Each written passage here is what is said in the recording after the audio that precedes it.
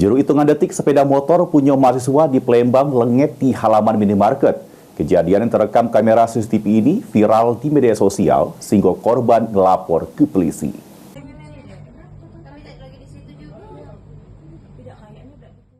Inilah dia rekaman CCTV-nya. Terselik motor metik warna silver terparkir di halaman minimarket yang diketahui di kawasan Kemuning. Tak lama kemudian, datang stikok wong make helm langsung gasak motor ini. Juru hitungan detik, motor metik ini lengket di gawak pelaku. Korban yang merupakan mahasiswa nyebut kejadian itu terjadi pas dirinya lagi bayar belanjaannya di kasir. Pas korban metu dari minimarket, terselik motornya sudah tidak ada lagi. Apesnya korban jelas amun sejumlah barang berego, pecah laptop, dompet, sama yang lainnya ditaruh di motor. Beli minum bentar, sekitar 5 menitan. Jadi sudah pertengahan mau bayar, aku baru ingat nih, oh iya laptop aku ada di motor. Nah, banyak barang di motor tuh ada laptop, tas, barang, makanan dan lain-lain.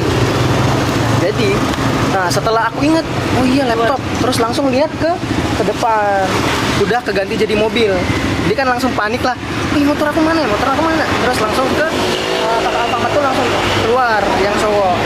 Bawalah motor, katanya tuh, sudah kak kita cari dulu, kita jalan ke sana.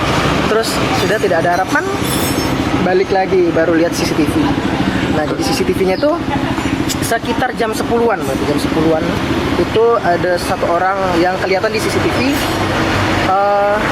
yang langsung sekitar dia 2 detik atau 3 detik itu langsung bisa bahasanya itu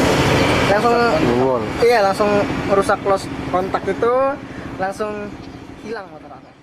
Pemodal kerekaman CCTV itulah korban kemudian melapor ke kejadian tersebut ke Polsek Kemuning dengan harapan motornya bisa balik lagi dan pelaku cepat ketangkep. Mulyadi, PAL TV.